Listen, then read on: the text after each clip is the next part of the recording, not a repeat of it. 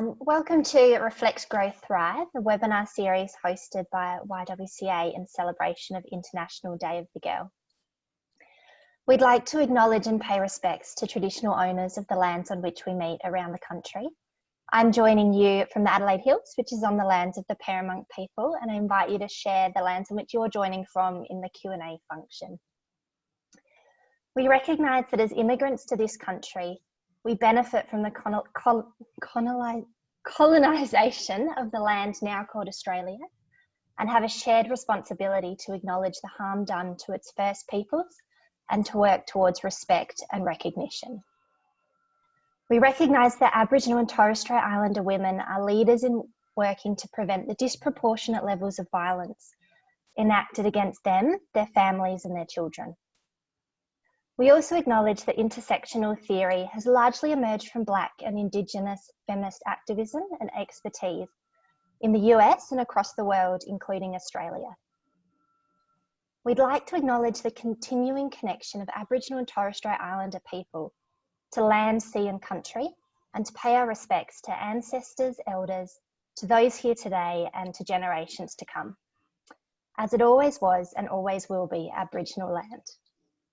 Thank you so much for joining us today for our first webinar session, Beyond Bath Bombs. Today we're going to be exploring the importance of self-care and of resilience, particularly during this time of COVID, when the world seems to be changing a little bit. So today's session is going to be recorded, and the recording will be available in a couple of weeks. Unfortunately, the closed captions don't seem to be working today, but they will be available on the recording when it comes up on YouTube.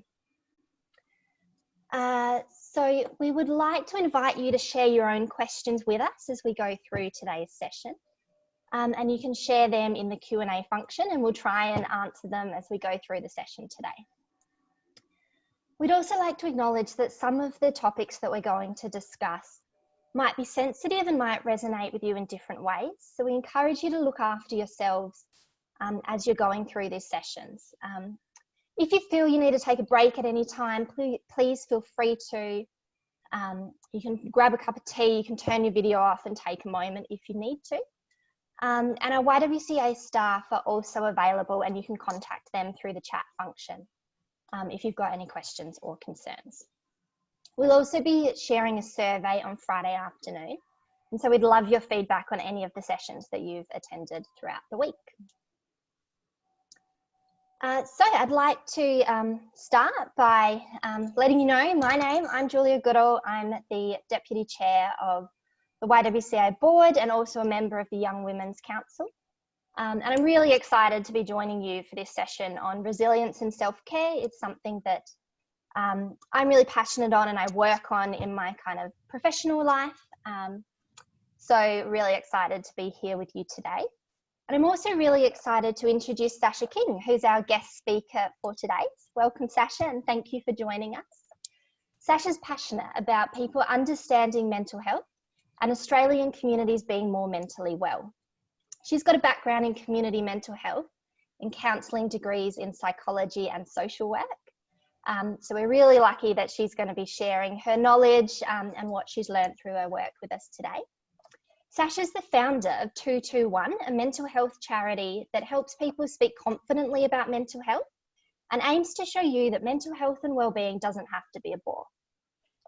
In 2020, 221 Mental Health Charity has trained over 1,500 people in mental health education. It's worked with 16 schools and had over 200 mental health consultations with the community and produced over 20 videos discussing mental health, which you can access through their website.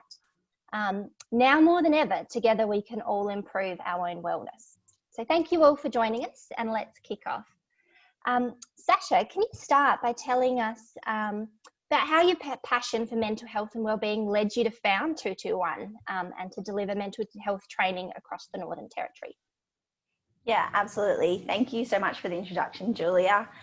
So I also just wanted to acknowledge that I am in Darwin, beautiful, warm Darwin, and I'm really lucky to live in this beautiful place, and just acknowledge the Larrakia people as well. So 221 Mental Health Charity really started because I guess my passion for mental health started because I recognized that mental health was not just about illness, but actually about wellness as well. And I think that quite often we put it in this like category of like people are ill or unwell and that has nothing to do with me. Whereas really having mental health means that you're able to function each day, you're able to do what you want to do, you're able to feel the emotions you'd like to feel as well, and have clear thoughts that you'd like to have. So for me, that real interest in mental health happened when I recognized, oh, this is not just about people who are unwell, although we need to learn more about this spectrum of mental health and mental wellness and mental illness rather than put it into categories. So for me, I started to look at mental health in a different perspective. And I really thought that people should also start to think about mental health as like, how can I embed this in each day of my life? And how can this be something that other people could be this interested in? I worked in quite a few different places and quite a different, I think that 10 years ago when I was starting out as a social worker, I feel like mental health was really uncool. It was like the boring thing. And now it's like really quite a cool thing. And it's great to see how people are really interested now and how we're talking about it more and more and it's topical. And so as I was starting out, I kept just coming back to mental health as a thing that was what I was working on all the time. And I guess I came to the realization is that, this is kind of where I'm meant to be. And I'm really passionate about people understanding it, but also people having practical skills around it. And as a society, we're not that good at having practical skills around our mental health. And that's where 221 Mental Health Charity came in, is that it's really about having fun and having a laugh sometimes at our own mental health and recognizing and acknowledging that we're all going through poor mental health sometimes. Sometimes people have periods of illness and sometimes we have these periods of wellness where we're really well as well. So it's just about talking honestly about that and gaining more confidence for us all to have more honest conversations about our mental health.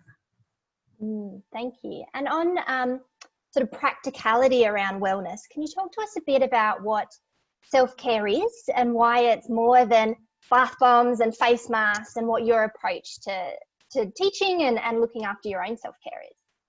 Yeah, absolutely. So I have a bit of a saying around this, and I think it's really helpful to think about mental health this way. So, and when you think about mental health this way, you understand sort of this word self-care, because when we say self-care, we quite often are talking about things that we're doing extra. Like, obviously, I don't know, maybe we all put like having a bath occasionally or doing meditation occasionally or, going for a walk or mindful activities, and they're all great. But the thing about it is that we think of them as like extra things that we do when we have time to do them.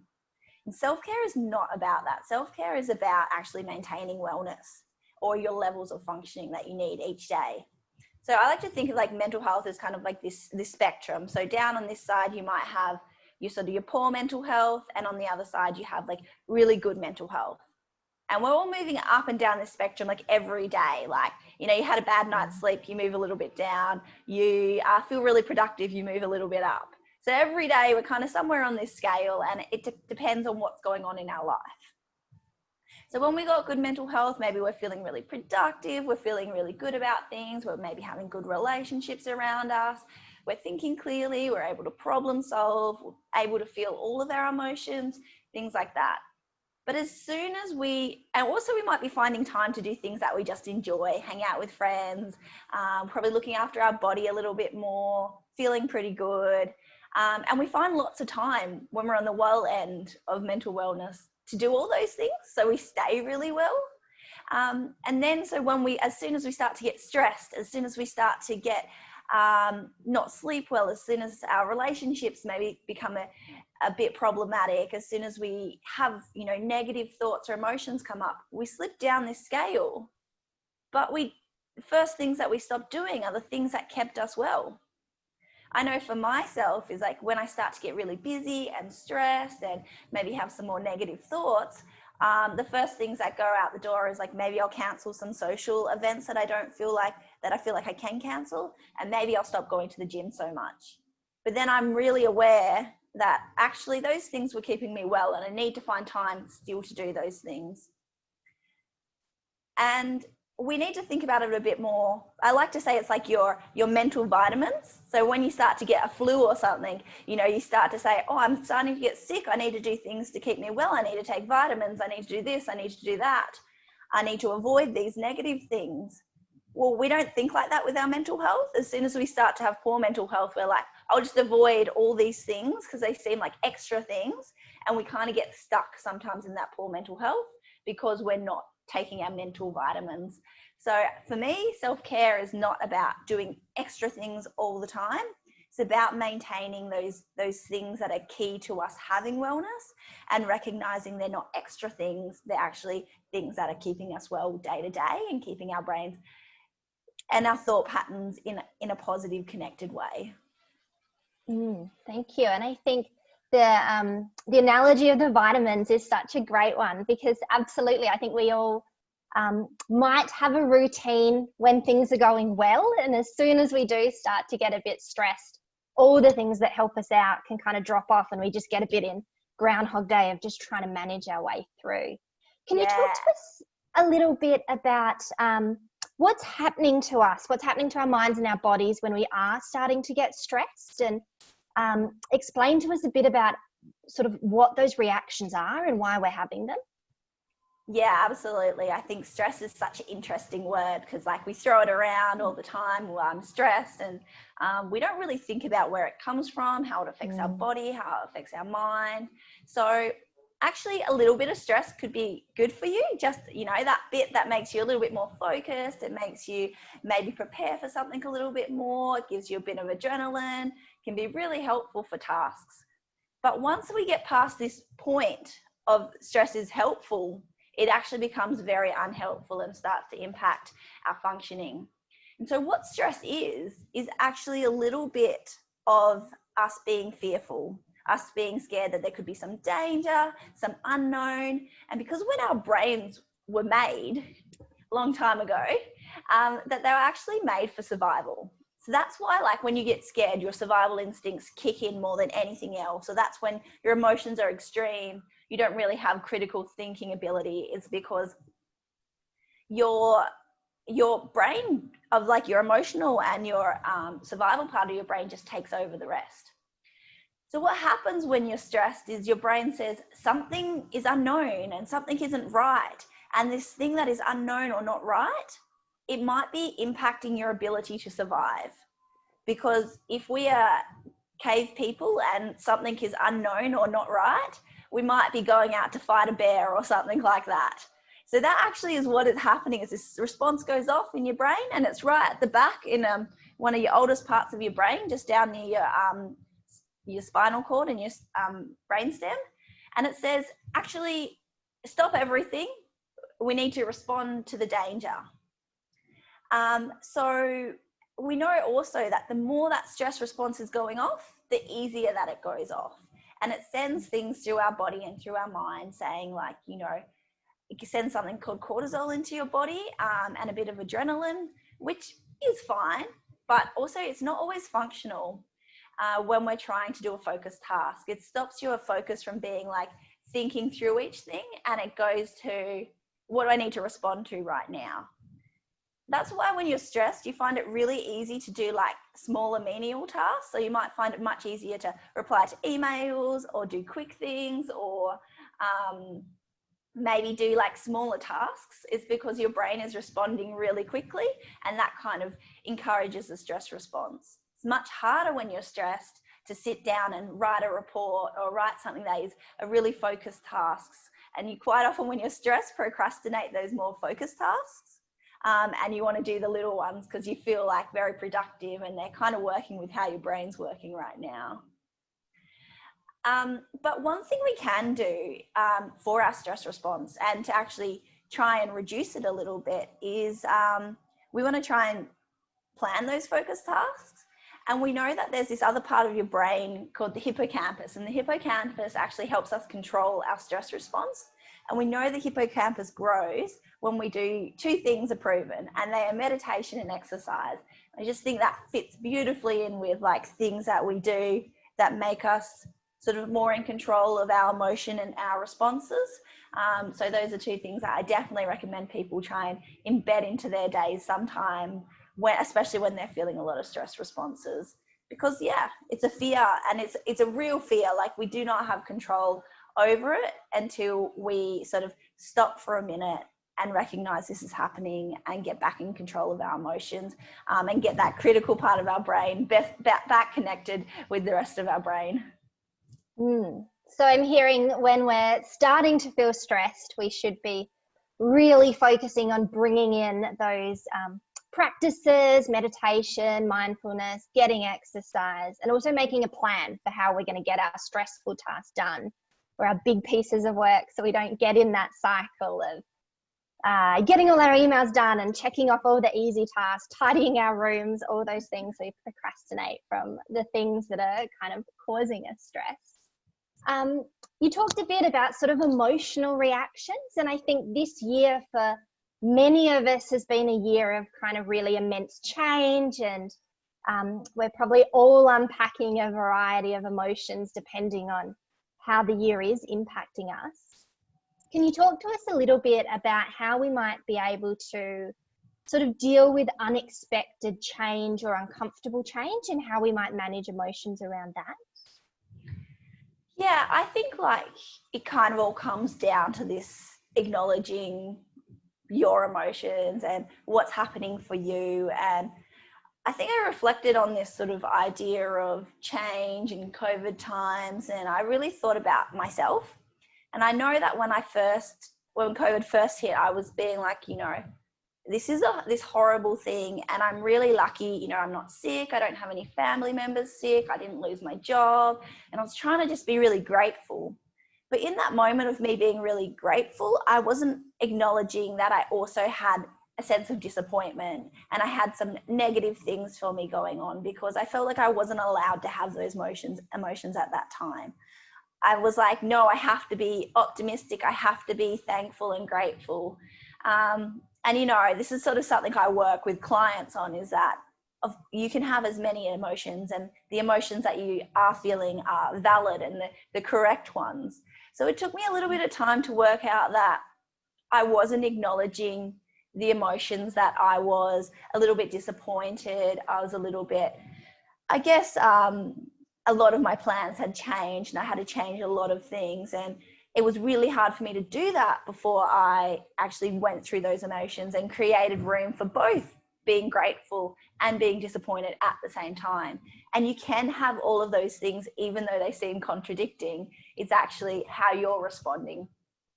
So the first step to managing change is just to actually acknowledge what you are feeling and be honest with yourself about that. There is no wrong answer, and you can have contradiction emotions at the same time. Create some space for them. You almost sometimes feel them sitting in your body, and you just need to create some space and say, no, it's okay to feel like this at this time, because it's unknown for everyone, and we're all going to have some tension inside of us and in our body and in our mind, and that's okay. We need to make some space for it. Otherwise it's going to sit there like very heavy on us. So really be honest with yourself and be aware of what you are feeling. When you're aware of what you are feeling and you're acknowledging it, and you can speak about it if you're needing to, or you can express it if you're needing to, then you might find you have a bit more room for your thoughts to be a bit more flexible. Because when we're sitting with emotions, and they kind of sometimes interrupt us having like creative or flexible thoughts, and creative and flexible ways of thinking is how we manage change. We need to have space to manage change. So recognize where you're at, recognize if I need to acknowledge something, but also you can be grateful for things, and you can try and be positive, but it's also okay not to be so positive right now. I think that's a big thing about right now, is that everyone is expected to be really optimistic about the future and be like, oh, where's the challenge in crisis, and all of these sorts of sayings. And that's great for people doing really well and being able to manage change really well. But as soon as we go down that poor end of mental health, we're not having fluid thoughts. We're a little bit stuck in our thoughts, and we need to actually work out, how can I have a bit more space in my mind to deal with this? A great way of actually getting more flexible thoughts is speaking out loud.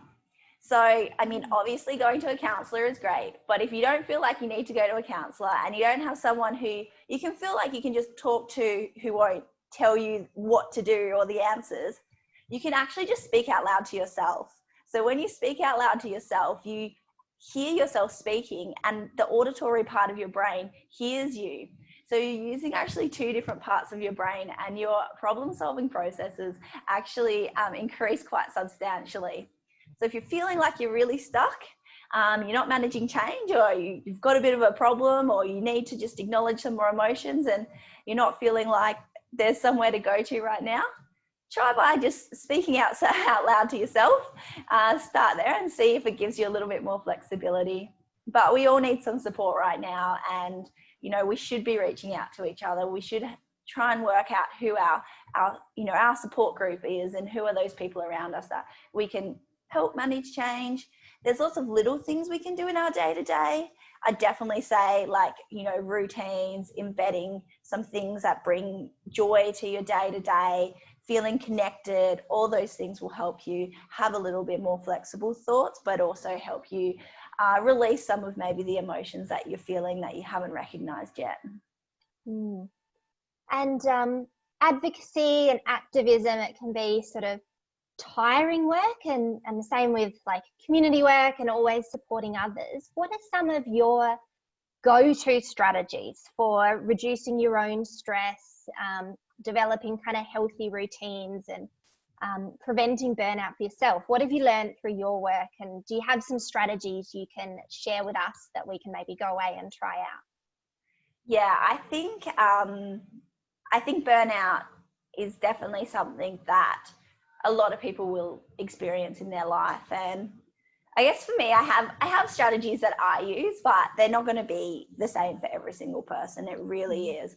I know that, I work really hard. And something I previously did was I just would go on holiday, like, just for a week every about 3 months or so. I mean, that's not available for everyone to do, but sometimes I just go for like, a long weekend or get away. And I find that when I get away, then I'm able to just totally switch off from like all the stresses and just really connect to where I am. Right now, a little bit harder for people to get away, but we can do our own getaways. And it's actually about switching off for a bit of time, having time where, all technology is off, planning, like, I've seen heaps of creative ideas around COVID as well, where people, have done like date nights, or they've done, online board game nights, or, people getting really creative with keeping those connections. So I talked about survival when we're stressed, but also, we have this innate part of our brain that says, actually, I need to be around other people. I need to have a sense of connection and community, which is another one of our core needs as a human being. So also working out, how can I feel connected to my community right now? And for some people in these lines of work, they'll feel very connected to community right now, because we've seen a lot of people engage in different causes. We've seen a lot of different groups you can join. But for some people, that won't be the same as seeing people face to face. And some people might be feeling really isolated right now as well, because of they're managing so much. So I think to manage burnout, a couple of tips that people could do. One way is the way of thinking. So what we want to make sure is that we're not getting really stuck in our ways of thinking, and because we can get quite down, and our thoughts can really spiral negatively out of control if we're getting stuck. So we need to make sure that we're flexibly thinking about things. And a way to do that in your day-to-day work is sort of doing like a bit of gratitude. So being like, oh, I'm really glad I had this conversation today. I really feel like I reached one person today. One way of doing that, I really like, sometimes with clients, I get them to, in the morning, you always say, brush your teeth at the mirror. or before bed you could do it. It could be about the day before, it could be about the day that's just been. And you just have to either say to yourself one thing that you're grateful for, or one thing that happened in the last day that was positive. Say it to yourself, or some people like to write it on the mirror or put up a post-it note just to say, you know, there is good positive things happening around us right now, and not to get stuck in those negatives. Also, just being hopeful at this time is really helpful. We know that even people who've been through like torture and things like that, if they have a hopeful mindset, then, you know, if they can just imagine, you know, being back with their family, if they have the ability to stay hopeful in those moments of horrible circumstances, we see that actually their ability to cope and their mental health after the event is really increased. So if you're not able to be like okay right now, maybe just try and visualize a moment in the future where you can imagine things changing, where you can imagine reconnecting, where you can imagine something realistic but something hopeful. So using visualization is a really powerful tool to be able to do things like that. So I guess some things, but also surround yourself with people who make you feel good about yourself, people that you can connect with. Surround yourself with things, and make sure that you're having breaks and, you know, having mindful moments, and, you know, you can still put on your favorite song and dance around your house. You can still cook your favorite food. You can still do lots of little things that kind of counteract some of these more stressful times and probably increase burnout at the moment, with things that bring you joy and happiness and laughter and connection. So really be aware of balancing those out and how you need to do that for yourself. Thank you. You're giving us some great kind of tips for how we can go away and come up with our own ways to sort of find connection with people and to find those moments to switch off, to find moments for hopefulness, for joy. But we've got some great questions coming through on the chat. And one of them is, how do we recognize when we might be heading towards burnout, and what are the red flags? So if we know the strategies to kind of overcome it, how are we going to recognize when we might be heading in that direction and need to really start locking in some of those strategies to halt that process? Yeah. It's a really good question, because I think right now a lot of people, especially people passionate about the causes that they're working with, might be kind of working 24/7. And if you're working from home, it might be pretty hard to switch off. There might be a lot going on. And obviously with technology, it's amazing, but sometimes it does get us at, you know, times where we shouldn't be working or thinking about those things. It should be time for our brain to have a break from those things. So I would say one of the first things that you might notice when you're starting to get a little bit burnt out is your relationships, like the way that you interact and connect with people might be a little bit interrupted. So you're still there with that person, but you might be a little bit like distant, or you might not feel like you're really connecting and engaging with that person. So you're still able to function and do everything, but like your connection is a little bit different. And it might be almost like feeling like you're there and you're doing everything, but it's like you're a little bit thinking about something else, or distracted, or just not able to physically feel that connection anymore. We also see with burnout that people's emotions might become a little bit more irritable. You might not be as in connection with your own emotions. You might feel like you're also getting like that stress response going off more and more. So you're more reactive to tasks rather than mindfully thinking about your day and what I'd like to do, but you're just sort of responding to the stimulus around you. I guess those are a few things to pick up. I know for myself, when I start to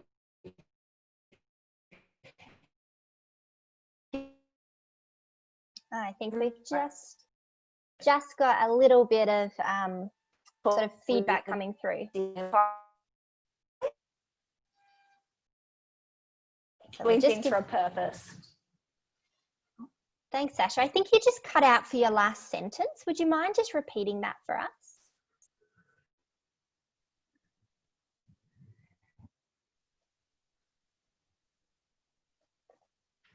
No, or we might have lost you.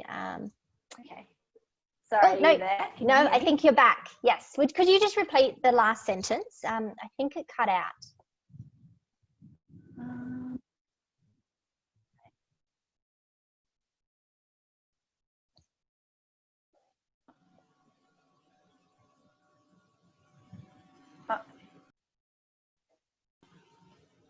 Sorry, can you hear me? Yes, perfect. Yeah, sorry about that. I'm not sure what happened. Technology, hey? I know, it's a great thing for testing our resilience and checking in with those kind of fight and flight moments. Another question that's come in from the chat that I think is really relevant to particularly those of us that are really passionate about causes or working in advocacy, and also as mentioned in the chat, you know, sometimes women are socially conditioned to really look after others. And so it's so, we seem to be more comfortable recognizing in our friends and family when they might be struggling and really prioritizing looking after the people we care about. What tips do you have for us to be as motivated to take care of ourselves? And how can we sort of take some of our care that we show for others and bring it back towards ourselves? Well, I guess the biggest point of, like, you know, even that statement is that you don't really have the room and the space to look after others if you're not creating space to look after your own mental health. And I would think about it like, think about when you're quite busy and then someone says, hey, I need to talk. Even if you create time to talk to them, you're not really as compassionate as you would be if you were looking after your own mental health. So what we see quite often is that when people are trying to look out for others and they're so compassionate to others or creating time for others when they're not really in the space themselves, is that we see people trying to like problem solve all the time. It's like, I'm telling you about something that went wrong with my day, but rather than you like kind of just acknowledging what you're hearing, you might be trying to say, oh, here's some solutions, because we go into this like problem solving mindset rather than actually taking the time to listen and acknowledge emotions. And I'm sure everyone's been there before where they were just like wanting to tell someone about a hard part of their day or something that happened, and the person's like, oh, I know how to solve that. You didn't really need an answer. You just kind of needed to talk it out so you can work out your own ways of moving forward. So I think when we have poor mental health ourselves, we're not able to have the space to just listen and acknowledge, and we're not aware of that. So I would say that picking up those things about how much time, how am I creating space for myself, how am I having breaks for myself, is so important, so that if you really care about other people and want to be there for them, you're going to do a better job of that. Yeah, absolutely. And I think we find it so easy to tell our friends that they're worthy of looking after themselves. And sometimes we need to kind of shine that light back towards ourselves and remind ourselves of that as well. And that it's not just about kind of filling our own bucket so we can support others, but also recognizing that we do have an importance and that we need to look after ourselves for that reason as well. Yeah, I just wanted to just mention that remembering that self-care isn't always like doing heaps of extra stuff. It's actually about embedding it into your like day-to-day life. So it might be that you actually plan a proper lunch break even though you're working from home. It might be that, you know, you, instead of looking at your phone in the morning, you put on music. It might be that you mindfully cook dinner each night, so you actually take notice of what you're doing and how you're cooking dinner. You might do your meditation in the shower. You know, I think, you know, this sounds like a big thing to do, but actually can be embedded in the way that you do things day to day. So looking after yourself isn't like more time consuming, and it's not doing all these extra tasks. but it's actually just doing the tasks you do in a more mindful way. And sometimes it's also saying no to things. If you're feeling like you're getting pulled left, right, and center, sometimes it is actually just saying, no, I need a night to myself as well. Yeah, absolutely. Carving out that space. Through the work that you've been doing, what's one thing you'd like to see change about how young women approach their own self-care? Yeah, I think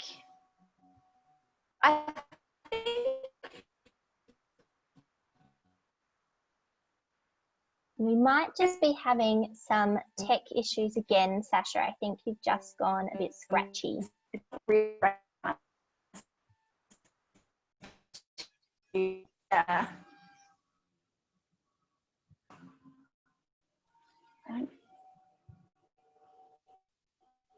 Okay, sounds like you might be back. But that whole the whole answer sort of cut out a little bit. So yeah, maybe if you can try again, we might have to go with the video off. Okay. Am I back? You are back. Yes, thank you.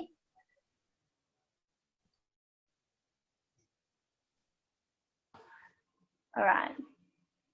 Okay, I think it's all back now. Yeah. Sorry.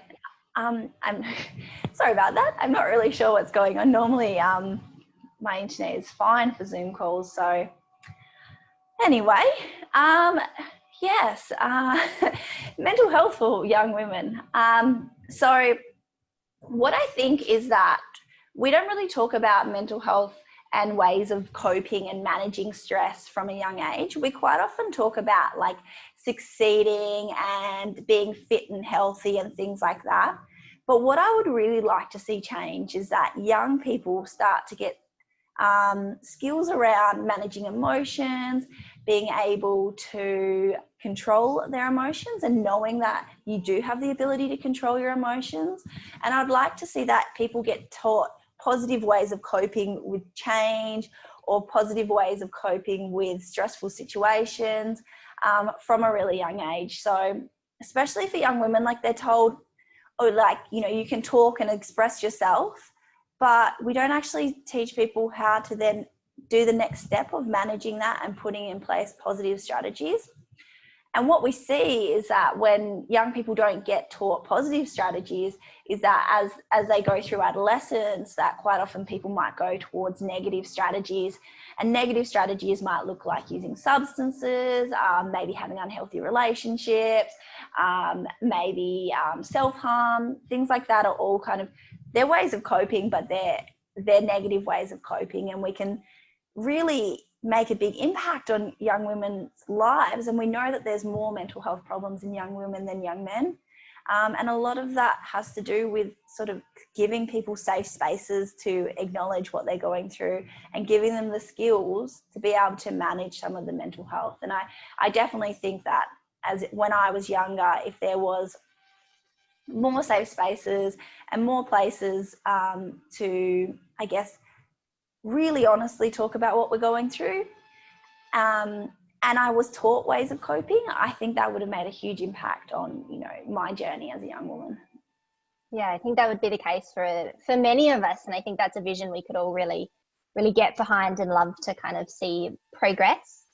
Got another great question coming through, which is, how do you move beyond individualistic strategies of self-care to collective care? Particularly since activist communities can struggle with cultures of martyrdom and working at the cost of our own mental health and well-being. I think when we talk about this, we need to talk about creating cultures that create space for well-being. So I've worked in a lot of organizations and like corporate settings where people are working in these silos and everyone's busy. There's always ways that you can find connection. And I think that's the biggest thing. It's actually humanistically connecting with people. That's when you create change. That's when people are able to challenge their ways of thinking or their fixed thoughts around things. So if you can create more connection between people, you'll see change in the culture of that place. And if I think about like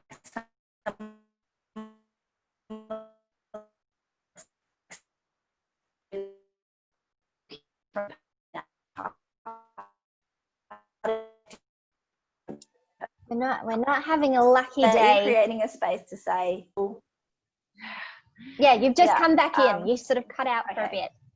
Yeah. Sorry about but that. I think you were talking to us about, you know, creating sort of cultures of well-being. Did you have strategies for how we can kind of start that conversation in our workplaces or in our communities, and how we can advocate for a sort of positive practice around well-being? Yeah, so I think that also when we're like in work or we're in a role or a job or something like that, is that we are probably having all of these barriers of being like, oh, I can't talk to that person about how I'm feeling today, or I can't talk about my mental health, or I can't talk about anything outside of work because they might judge me, or that's inappropriate to talk about in this setting. And sometimes I think about, like, you know, who are great sort of networkers or leaders, and people who are great networkers or leaders are quite often people who have the ability to connect with anyone. And they're able to tell stories of their life. They're able to be vulnerable in situations. They're able to connect humanistically with people. And so I think that for me, I think that's the key to creating more wellness in a workplace, or challenging some of the structures, is actually challenge the culture by being more human in that space and connecting with people who you might not connect with. Think about who you remember when you go to a meeting or something. It's probably the person who told a story or shared something personal. And beyond the workplace, many of us are spending more and more time at home this year. And so what would you recommend if you live in a big household, or you're younger, still living with your family? Do you have tips for including younger siblings who are struggling with their own well-being, or how to manage it in sort of in your family life? Yep. So a few things about, I guess it's good to have people around you, and your family are great connections, although maybe a few extra stresses when there's a lot of people in your household. But I think managing routines and creating joy in the things that you do as a family is just the perfect time to do those things. And having a sense of family and feeling connected to your family is so intrinsic as a human to do. So something that you really want to make sure, though, that you're doing as a family is recognizing what each person needs, because everyone's going to have different things that they need right now. And sometimes that's, you know, an office to work out of, or sometimes that's to have a chat each day. Sometimes that's to feel like they have some control over their space. So checking in with each person and asking what they need right now. And just sort of being really aware of that. Right now, things might be a little bit more stressed, and I'm just going to give you a little bit more flexibility or space for that. You know, I'm going to be aware that things aren't as easy right now.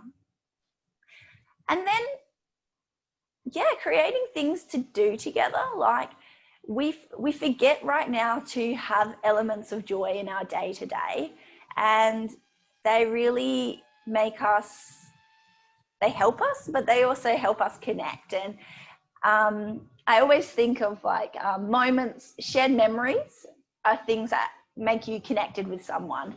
So I challenge you, with you and your family, to create memories right now, because it's such a memorable time. Think about things that you could do that in a few years, when, or even in 1 year, possibly now, like, you know, that we can look back on and be like, wow, like we did that at that time, or that was really fun, or that was really memorable. So think about things that are going to make this time memorable, and little positive things. It doesn't have to be all the time, just those little bits and pieces of little positive moments that we can be grateful for and reconnect. And you don't have to do everything with everyone as well. Probably creating some time for and being aware of what you need as well, because I guess that question was really nice. but I also would be aware that someone like that is probably doing a lot for other people already as well. So be aware of what you need when you're being aware of what others need. And we're getting a real theme of that sort of balance between the importance of connection and then the importance of space, and making sure we have kind of both of them in the ways that sort of work for us and the ways that we need it. We've been talking lots and getting heaps of tips on sort of positive coping strategies. Do you have any recommendations around avoiding the unhealthy coping strategies or negative coping strategies that you sort of touched on earlier? But if we do feel ourselves drifting towards sort of unhealthy mechanisms, what tips would you advise we kind of put in place around that?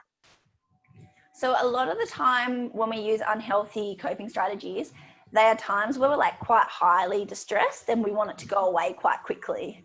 So, our unhealthy strategies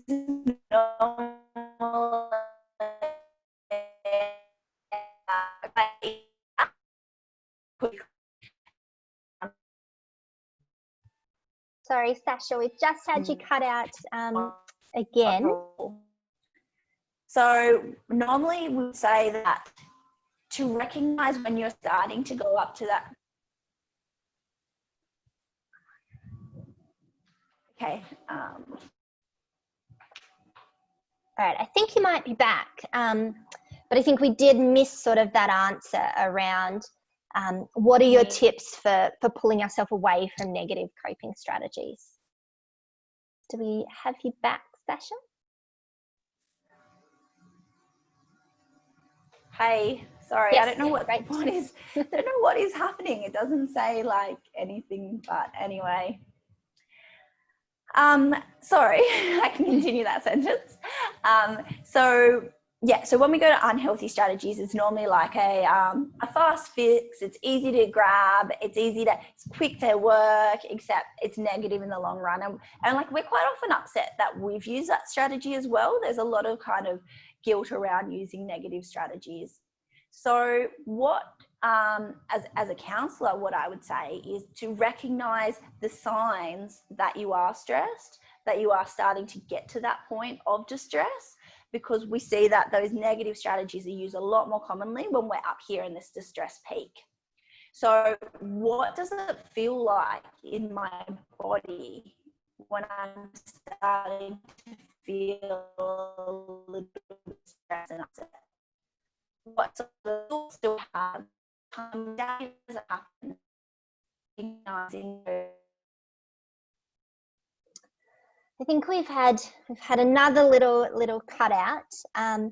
Sasha, you just started talking to us about thinking about what it's starting to feel like in our bodies and sort of understanding the triggers and being able to recognize the sort of feelings that are leading us to areas of sort of higher intensive stress.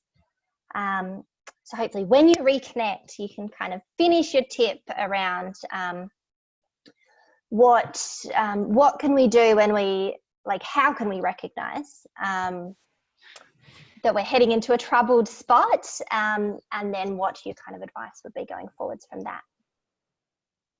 Sorry, you just might have to repeat that question. I just swapped internet, so let's see how we go now. Oh, perfect. Fingers crossed. So you just started to tell us about sort of recognizing feelings when we're starting to go into a point of high stress. So can you sort of keep expanding on that?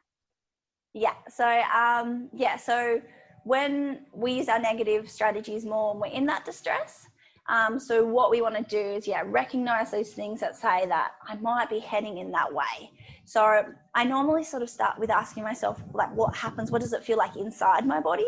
So some people might feel tension, you might feel sick, you might also start to have different, more extreme emotions.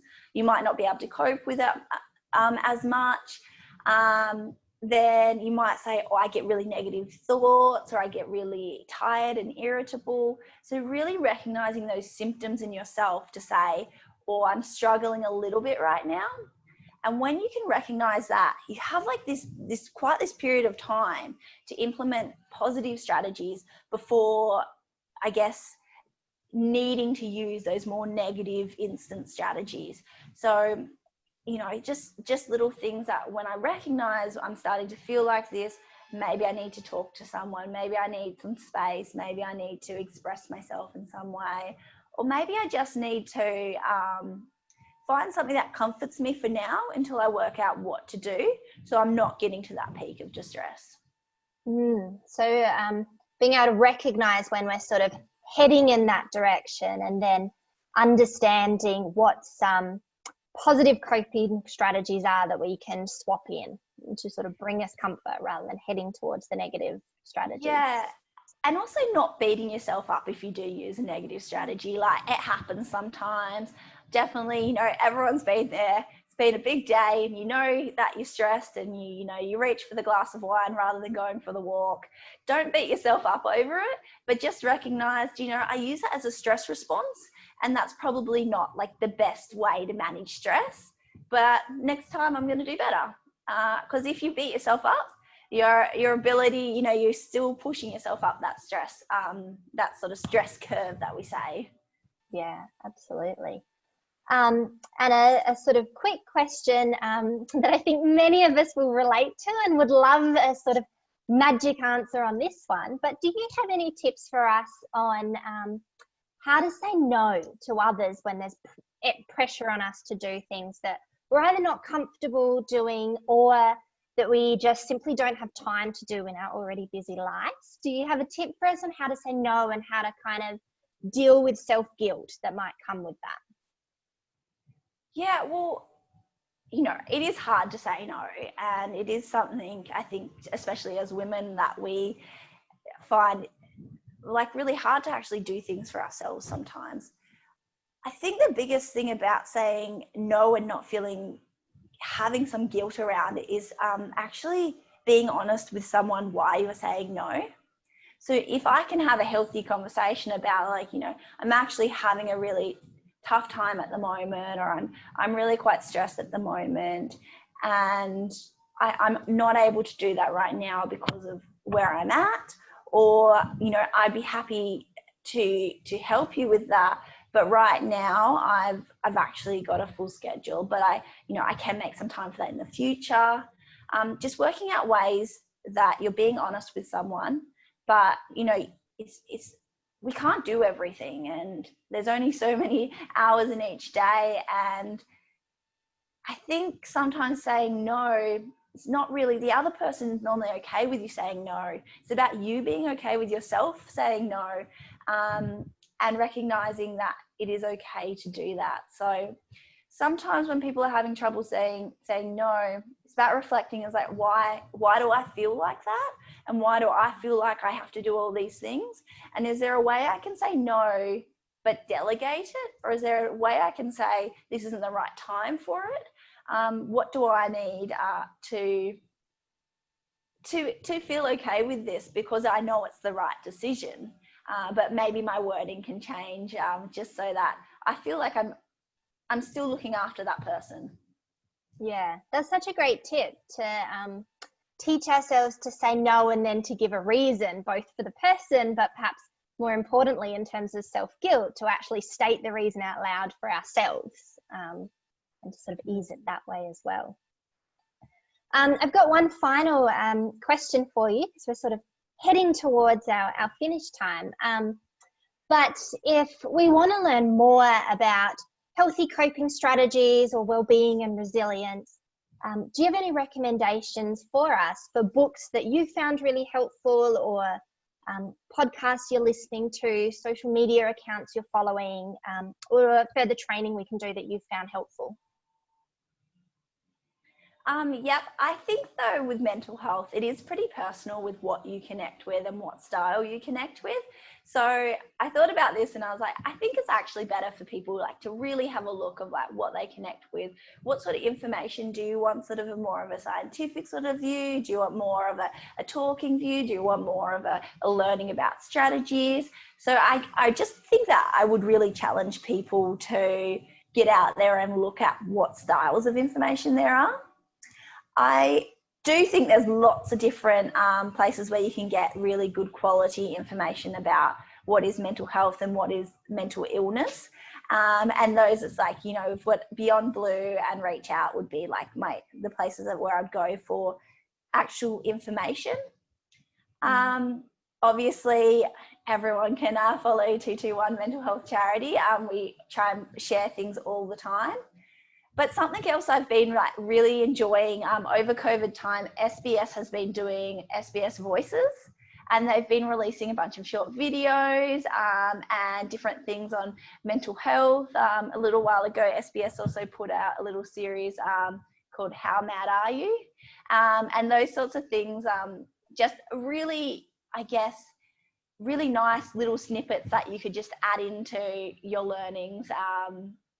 And just really humanizing mental health and mental illness, and that we're all on that spectrum somewhere between wellness and illness, and just letting ourselves know that and acknowledging that. So I think, just liking a few things on your socials and following a few pages, and just kind of putting it into your day, and it's really going to help you when you're feeling down to know that, you know, you're just kind of on that sliding scale at some point, and we're all there, and it's okay. It's okay to be unwell sometimes, and it's okay to be really well sometimes.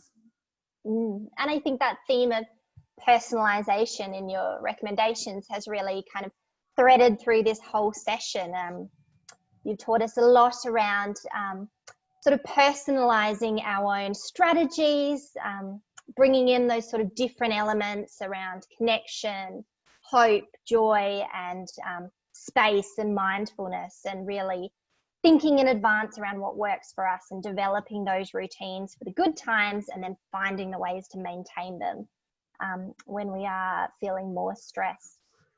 Thank you so much, Sasha, for sharing your experience and your thoughts. And thank you to everyone that's joined us today. We've got 9 other sessions throughout the rest of the week, so I'd encourage you to come along to them as well. And please do give us feedback through the survey so that we can continue to improve these and bring you things that are going to be really enjoyable and really helpful for you as well. So we will finish it up there. Thanks again, Sasha. It's been an awesome chat with you, and I hope everyone enjoys the rest of their day. Thanks so much.